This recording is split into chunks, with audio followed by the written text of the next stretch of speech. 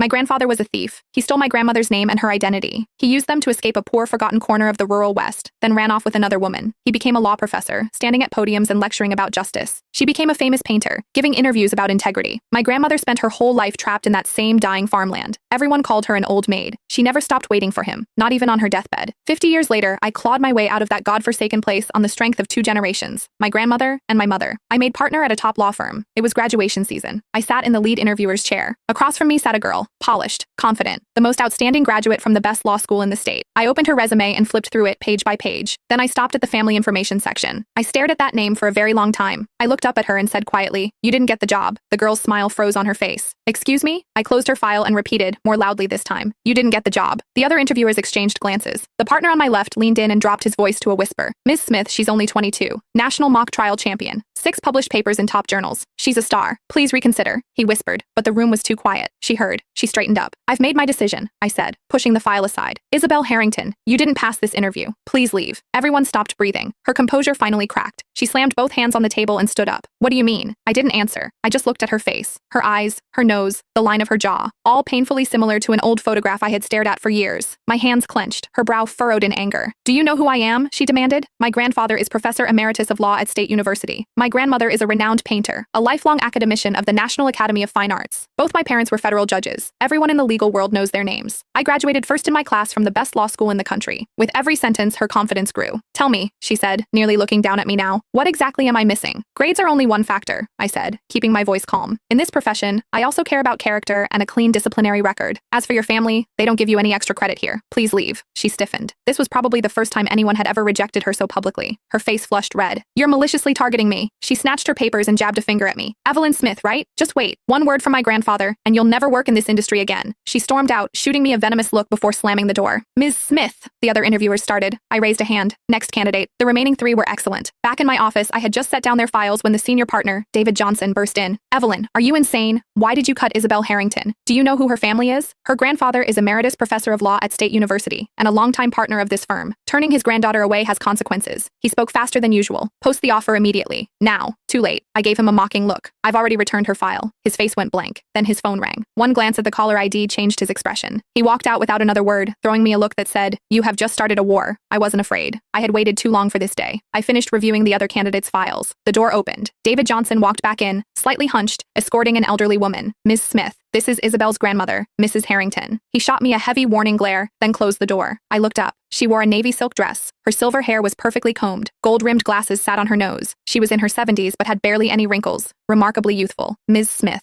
She sat down with the haughty posture of someone who had never known hardship. "My granddaughter wants to intern at your firm. Make it happen." She slid a thick envelope across the desk. I looked at her hands, plump and fair, an emerald ring on her finger. Those hands had never done a day of hard labor. But the real Garcia's hands, my grandmother's hands, were nothing like that. She had spent her life mending horse harnesses and patching overalls by the dim light of a kerosene lantern. Her knuckles were thick, her fingers wrapped in old cloth. They never fully straightened. I looked up. "The interview process is over. Your granddaughter didn't pass." Her face darkened. Behind the glasses, her eyes narrowed. "Mrs. Smith, Isabel is the national mock trial champion. 6 published papers. Top of her class every year. Isn't it absurd to keep her out?" "The candidates have been selected," I said, pushing the envelope back to her. "We found someone more suitable." She glanced at the rejected envelope. "Not enough? Name your price." "I have my own principles." I held her gaze. "As an artist of your stature, you understand integrity. Unless, in your view, principles are for sale." Her face turned to stone. She crossed her arms and let out a derisive snort. "Little girl, don't overestimate yourself. I have seen plenty of young women like you. You slept your way to the top with your looks, didn't you? Now you want to act tough by rejecting my granddaughter? Take a look at yourself." She adjusted her glasses. "Isabel's parents died young. My husband and I have invested our whole lives in her. Process her hiring paperwork. Otherwise, our family has deep roots in this circle. The connections we have built over decades, you won't get those by sleeping with a few more men. Don't be foolish." I looked at her calmly. Beneath that youthful surface, the ugliness that had been buried for 50 years was finally surfacing. This was her true self. A woman who had stolen another's identity but could never live up to it. My grandmother's name was Garcia, the real Garcia. She died with her eyes still open, murmuring her husband's name. I clenched my fists. "Are you finished?" "Mrs. Harrington, the interview result stands. Please leave." Her eyebrows shot up. She stood, snatched the envelope and shoved it back into her purse, then spat, "You ungrateful bitch. You will regret this." The door slammed. Within 10 minutes, David Johnson was back. "Evelyn, you have lost your mind. I am telling you one last time. Hire Isabel Harrington." I did not move. She didn't meet my standards. I gestured to my computer. "The system permissions are mine. Only I know the password." He went pale. "You're insane. Do you know what happens if you don't hire her? Professor Harrington can destroy this firm with one phone call. Fix this now or you're fired." I looked at him. For about 3 seconds, the office was silent. Then I smiled slightly. "Fine. I'll call Professor Harrington myself." He blinked, surprised I agreed so easily.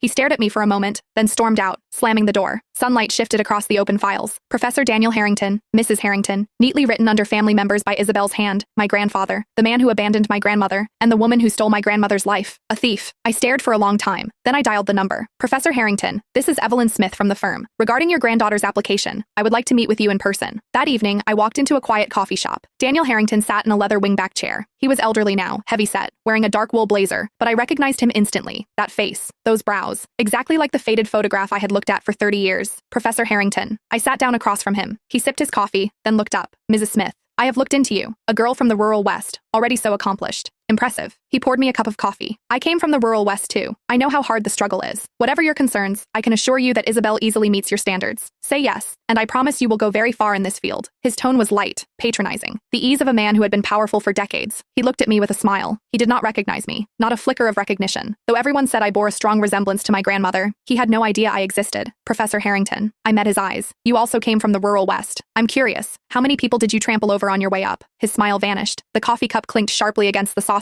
What exactly do you want? What did I want? I turned the words over in my mind, and a smile formed on my lips. I wanted to go back 50 years, to the day he left my pregnant grandmother in that farmland. He stole her name and the documents she needed to move to the city, and he left with another woman. My grandmother was branded a whore, trapped in that backcountry for life. My mother was born a bastard. The school would not let her in the classroom because her mother was dirty. She sat outside for 2 years, listening through the wall, until the teacher chased her off. She never went to school. At 13, she started sewing for others. Her fingers bled from the needles and became covered in scars. 2 generations, 2 pairs of ruined hands. They lifted me out of that forgotten farmland, through law school, to this chair. I had been waiting for this moment. I stared at his face. I want justice, Professor Harrington, and I have already sent out the offer list. Isabel is not on it. The coffee shop fell quiet. He looked at me. I looked at him. Across 50 years of rot, he snorted coldly. Little girl, you're ungrateful. I came here to show you respect, but you have chosen the hard way. Don't blame me. He stood, buttoned his jacket, and walked out. I sat there, watching his back disappear. The coffee in front of me had gone cold. That night, the firm's website posted an emergency announcement. Former partner and interviewer Evelyn Smith maliciously interfered with normal hiring, damaging educational fairness. She was terminated. No investigation, no evidence, just a few lines in my photo. But the comment section exploded. A flood of reactions poured in. She made partner so young, probably slept her way up. She picked the wrong family to mess with. This is how educational fairness gets destroyed. I read them one by one, quietly. My phone would not stop ringing. Insults, messages, 2 from Isabel Harrington. Evelyn, how does it feel to lose everything? Look in the mirror. You're nothing. You can't touch me. Tomorrow the firm is holding a press conference for me. I will walk into this profession in broad daylight. And you will never work in this industry again. The glow of the screen lit my face. I stared at those words for a long time. Then I turned the phone over. My mother sat beside me, her back turned. Her shoulders shook. Those hands, sewing for half a lifetime, tugged at her sleeve. Her knuckles were white. Evelyn, her voice cracked. Maybe let it go. I took her hands. These were the hands that had carried me out of the farmland, covered in needle scars, rough as sandpaper. I held them for a long time. Mom, we didn't do anything wrong. They have owed this debt for 50 years. It is time to collect. The next morning, the firm's conference room had been transformed. A red banner stretched across the wall, upholding fair hiring, defending the rule of law. David Johnson and 2 other interviewers sat at the main table. Daniel Harrington and Mrs. Harrington sat in the guest section, with Isabel between them. Journalists from every legal publication filled the room. Cameras lined up in 2 rows. Live streaming equipment blinked red. I sat in the coffee shop downstairs and opened my phone. The live stream began.